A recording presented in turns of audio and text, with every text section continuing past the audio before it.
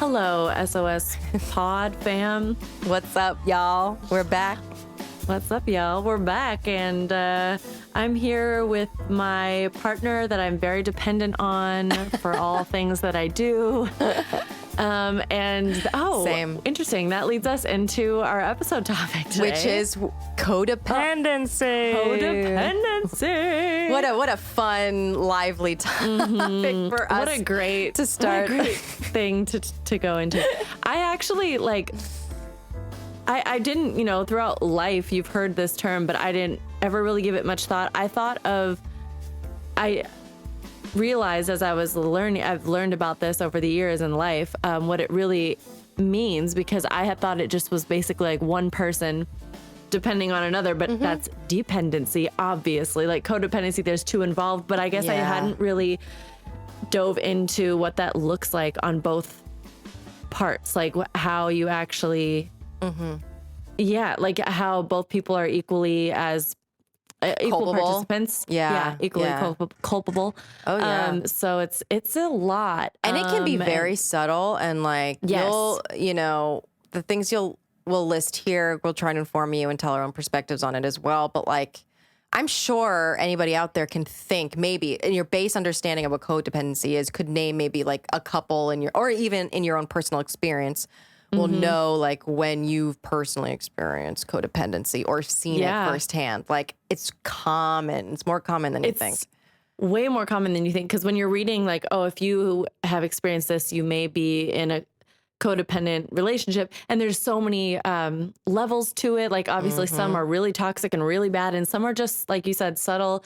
It's also a slippery slope sometimes, because you're helping, you want to help someone out, or you're a giver, and you don't realize that it's really just devolved into codependency over time, and you don't know it. So yeah, there's a lot here to get into. And then throughout, Alyssa and I will share personal anecdotes, because as you look back on your life, when you're researching and learning about these things, it's surprising how many situations you can look back on and be like, oh, that was actually codependent, whether it's a family member, a work situation, a romantic relationship, a friendship, but really any angle. Oh yeah. So obviously it's a word we've all heard a lot, but how it is generally defined now. So codependency in a relationship is when each person involved is mentally, emotionally, physically, and or spiritually reliant on the other. So it can be any of those things, and any shade of them. And it's not always the same. Just because I might be, say I'm financially dependent on Alyssa, she might be emotionally dependent on me. So we're not even dependent on the same things, but we are codependent. So a codependent relationship can exist between obviously romantic partners, but also family and friends, and it tends to lead to dysfunctional relationship patterns. The term was originally coined in the 50s, and in the context of Alcoholics Anonymous. So for a long time, people just thought it had to do with substance abuse, and it was just kind of relegated to that realm. Okay, this is for people who it was. The term was coined to support partners of individuals who abuse substances and who were entwined in the toxic lives of those that they cared for. So basically, people kind of thought, oh, codependent relationships are only in relation to addiction. But since then, the definition is expanded. It's no longer relegated to that realm only of substance abuse, and it grew in popularity, and now it's become shorthand for any enabling relationship, which could be a lot. Oh, yeah. I mean... I can think of a lot of situations where I've seen things be enabled far too longer than it should have happened. So what is the root cause of codependency? Foundationally, it's due to a poor concept of self and poor boundaries, including an inability to have an opinion or say no. Research suggests that there are maybe biological, psychological, and social elements that contribute to codependency. And the biological side, it's the prefrontal cortex part of a codependent person's brain may fail to suppress empathic responses, and this would create an overabundance of empathy, making it easier to become codependent. So I guess if it's you're just feeling so much all the time, and you feel for that person, and you don't. Yeah. And people are, so that's a biological thing. Obviously, some people are biologically way more empathetic than others just naturally. Yeah. So that's what that. Yep. And That's then bad. psychological, people who are codependent may be psychologically predisposed to care for others, and they might also be affected psychologically by negative life experiences, such as growing up with parents who fought a lot, or if they are a victim of neglect or emotional abuse. And the social aspect, codependency may result from changes in how society views women's roles or the increased exposure of substance abuse within family units. That's really interesting, about Right? how society views women's role. So it's basically like Yes. women might already be predestined to kind of fall into these Exactly. traps because they feel obligated to take care of a man emotionally, take care of a man physically, take care of a man, blah, blah, blah, and the list goes on. Oh, I've been there. Yay. It is like, and you can't really parse it out. Like, there's no mathematical equation to look at and be like, well, mine came from 60% biological and 40% social. Like, you can't know all the ways, but as you're kind of working on deprogramming yourself, you can see that it comes from a bunch of different angles. Cause it's like, okay, well, I'm naturally pretty empathetic. I have a hard time seeing other people in pain or in need or whatever. And then on top of that, it's like, well, we are taught as a society, whether or not we listen, or we obviously don't have to listen, but we are taught as a society that like women are nurturers and women are the ones that, you care for and you do, that's just how you are supposed to be. So there's a lot wrapped up in that. So codependency refers to an imbalanced relationship pattern. In this pattern, one person assumes responsibility for meeting another person's needs to the exclusion of acknowledging their own needs or feelings. That's the key, because, you can have healthy relationships where you are attending to your loved one's needs, but if you abandon your own needs, that's where it gets dangerous. So in unhealthy codependent relationships, the giver tends to be overly responsible, making excuses for the taker and taking over their obligations. So givers are self-critical and often perfectionistic. I don't know if that's even really a word, but it was, I've seen it. Fixing or rescuing others makes them feel needed. They focus so much on pleasing others that they neglect their own wants and needs. Givers generally have low self-esteem, find it hard to set boundaries and be assertive, and struggle with asking for help when they need it. Takers are often struggling with serious issues such as emotional immaturity, mental health problems, and addiction. And these are so, what's the word? Like intertwined, because there can be so many. It could be any or multiple or all of these things that because I know for myself, when I was in the situation of the giver, and just like, it was a situational in terms of I had guilt from previous experiences that I had like hurt this person so badly. So all of this guilt that made me like want to fix everything and take care of it and make up for what I had done. Yeah. And that led into not setting any boundaries for myself at all. Yeah. And so it was like, it was like a microcosm of like, okay, well, because I generally think that I don't have this big issue with self-esteem in my life and patterns, but in that relationship, it became a thing of, I don't think I deserve to focus on myself because I already caused so much pain to this person. So I am going to abandon my own needs. Whereas if I didn't have guilt as a layer, I would have been better about taking care of myself first, because I'm not usually that awful with it. But then something happens and you see yourself just like unrecognizable in one shade, and you're like, why am I like this? Because in every other situation, I'm able to say, no, this is what I need. And I just couldn't do it. Yeah. It's like the guilt took over, and you kind of embodied the shame and the fact that like you put this role onto yourself. And maybe that's it too. It's like, maybe some people could think that codependency comes from, I don't know, specifically someone with a personality disorder, or someone that's like abusive by any way, making the other person the giver, but like, it really can just be self-inflicted from your past experiences and whatever you've done that makes you feel like you deserve to have your boundaries crossed 24/7. Right. You don't deserve. Right. It's like, yeah, it's a mixture of something about when this situation happened in my life, for example, too, was just like I was at a place where I wasn't willing to give myself free passes anymore for poor behavior and immature behavior, which I had done in the past. And I was able to just like, it's okay. I know I'm a good person. I'll do better next time, and kind of like let it go. And I was no longer willing to do that, which is a good thing. But also I didn't handle it correctly because I just got hung up on like, oh my God, we've gone over this on episodes before, the difference between guilt and shame. Guilt being I did a bad thing, and shame being I am bad. Yeah. And so it just like bleeds into that. And then you're just like, well, I mean, for me, I was like, well, I'm a shit person. So the least I can do is try to like make this person's life as good as possible because I fucked everything up. It's just, yeah, it's a no boundary like cycle. So there are several signs of codependency. And if you experience any of the following, you might be you might be the giver in a codependent relationship. So having a sense of walking on eggshells to avoid conflict with the other person. Check. Feeling the need to check in with the other person and or ask permission to do daily tasks. Interesting. I would get major anxiety if I was like running errands too long, not because this person in my life was like, where are you? It had nothing to do with him. It was like, I felt like I should tell him it's crazy, like going crazy. Often being the one who apologizes, even if you've done nothing wrong. Feeling sorry for the other person, even when they hurt you. Also, regularly trying to change or rescue trouble, addicted, or under-functioning people whose problems go beyond one person's ability to fix. Oh.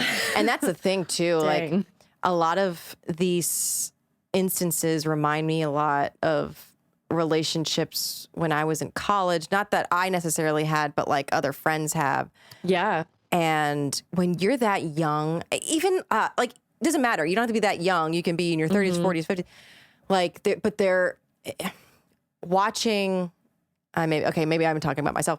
Like, to take care of things that are just so heavy and deep, especially if it's possibly someone, keeping someone from going over to the edge, whatever that edge is for everybody. Like, that is a huge undertaking and can really mess you up if you don't succeed, whatever that means to you. Yeah, because somebody puts all of their shit onto you. All of it onto you, and you are the one thing, because I've been there too. Well, I don't exactly know what you're referencing, but I've had somebody basically like, I threatened suicide if I didn't stay on the phone or keep talking to, and it's just like, and repeatedly those types of things, and tell me specific details of like, I'm about to do this, like, can you answer the phone? And it's just like, okay, how could anyone ever live with that? Say you did do that. And then I didn't answer the phone, and then it's on me. But how often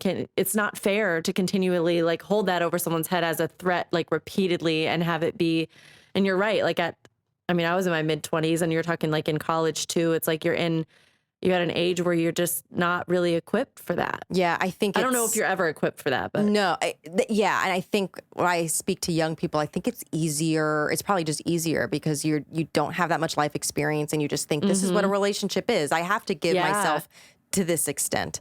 Right.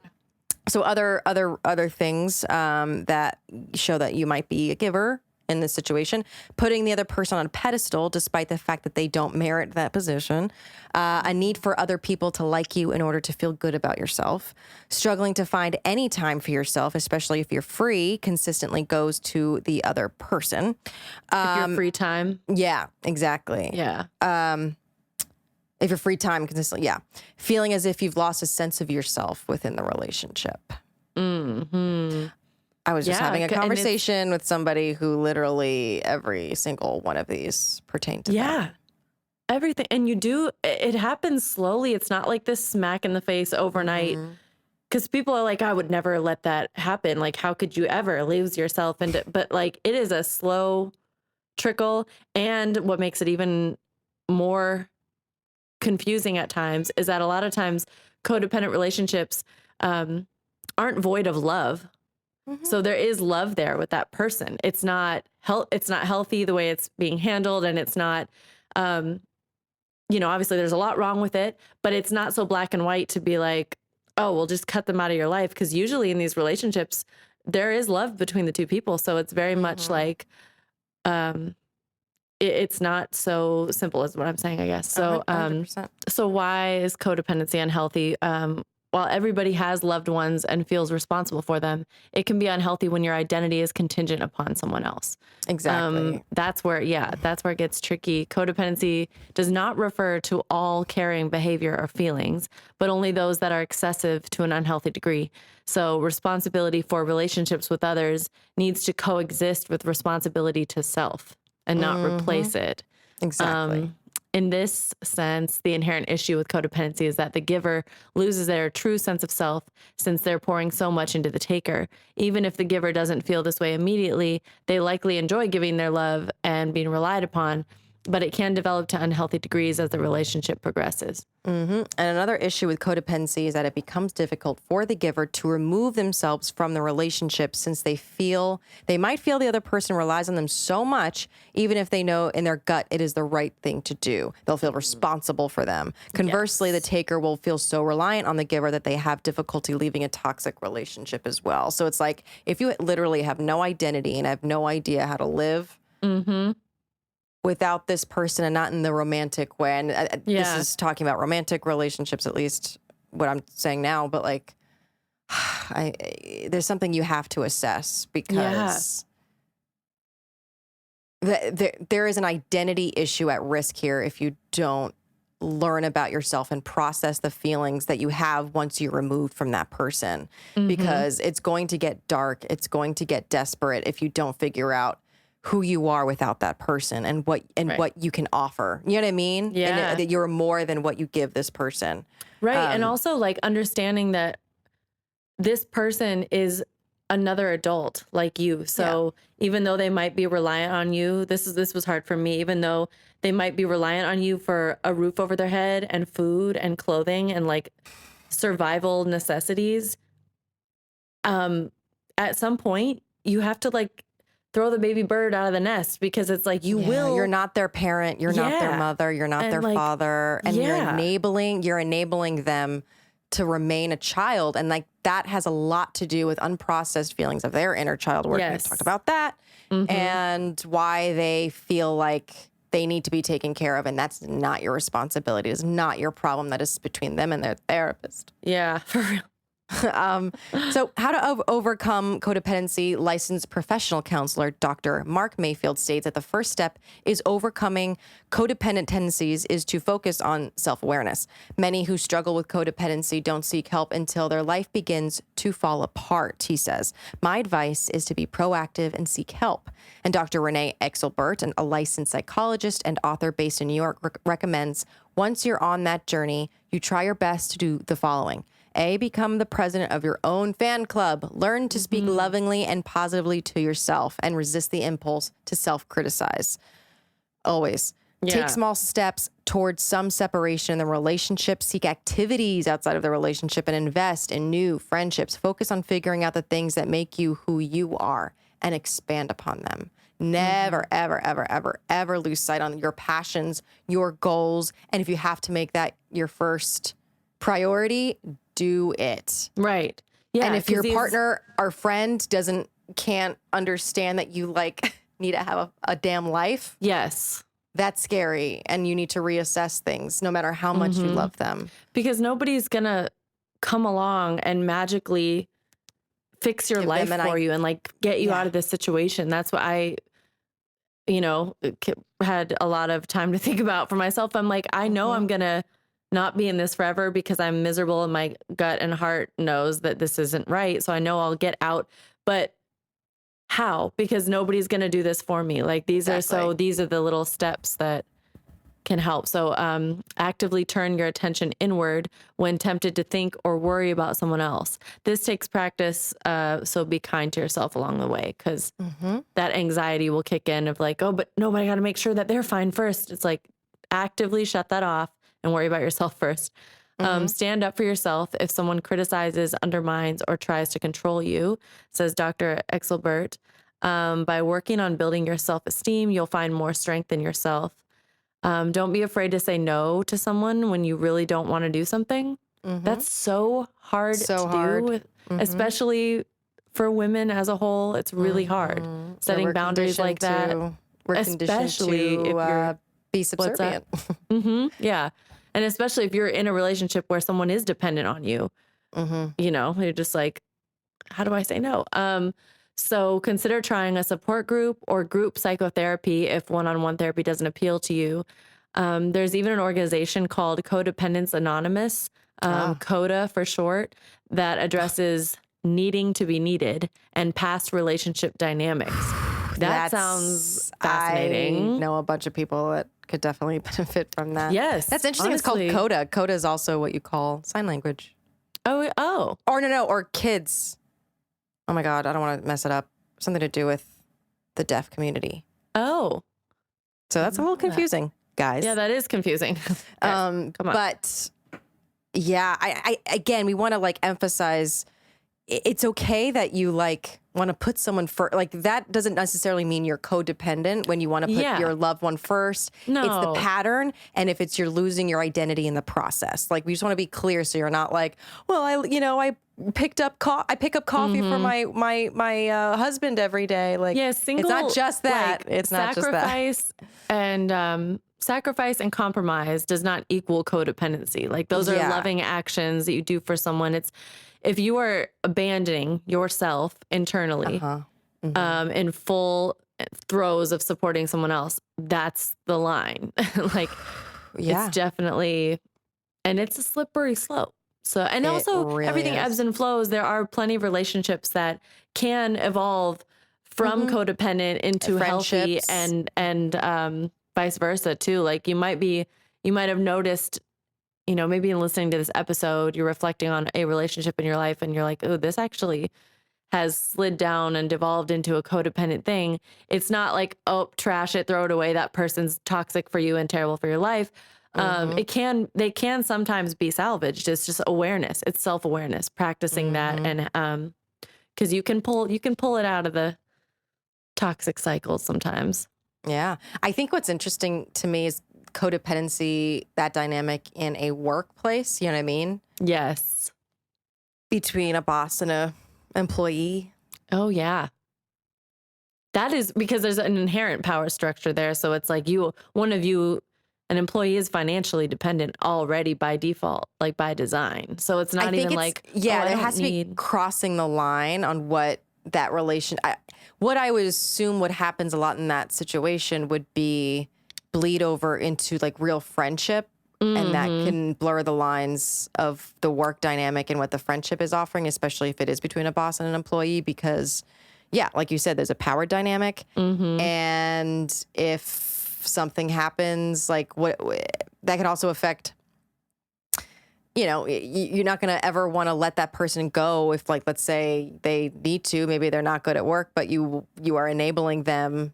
Right. And allowing them to get away with a lot of stuff, not do their work properly because you're probably dependent on them in some way. But they're, I'm wondering, I'm just wondering like what that dynamic, because it is, I'm sure it does happen, but like, that's interesting to me because it might be more subtle.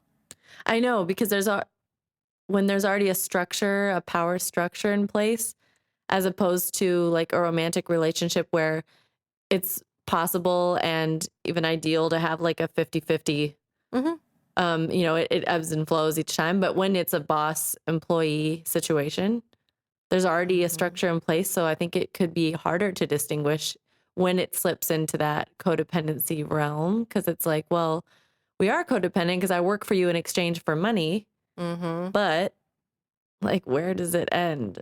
I mean, if you guys at home have of any dynamic, whether it be friendship, romantic relationship, or workplace, we'd love to hear what that looks like and how you overcame it, or maybe you didn't, or people that are going through it. Because that's interesting, you know what I mean? Of just the little subtleties of losing your identity to anybody in your life. And why you attach yourself to them, and or in the reverse, why you enable Why is it so easy for you to enable someone else's bad behavior, but be so judgmental on your own? Yes. Yeah. It's fascinating. The psychology behind it is fascinating. And what I learned too is that you can't assume that because you handle certain areas of your life, like because I have good boundaries when it comes to my friendships, I can't assume that I have good boundaries when it comes to my romantic relationship. Right. Or Yeah. like you just It can't assume those things interchanges. about yourself. It's really easy to do as you form your identity in adulthood and you're like, okay, well, I know these things about myself. I know I'm good at saying no. I know I'm good at demanding my alone time. And like those are things that I would say about myself. But in that situation, I couldn't say that. So then it's like a whole self-identity thing of like, Yeah. I thought I was this way, but Because you can convince yourself, yeah, well, no, I tell my friends all the time, like, no, I can't do that. I can't show up that day. I'm so sorry. Like, it's my alone time, da da da da da. And then you're like, well, I'm good with boundaries. And then you Yeah. you go back home and you're taking care of a parent that is addicted. Yes. And you're, it's like, there's so many ways that you can convince yourself that you don't have problems, you know what I mean? Right, That right. you don't have anything to work on, and everybody needs to go into therapy.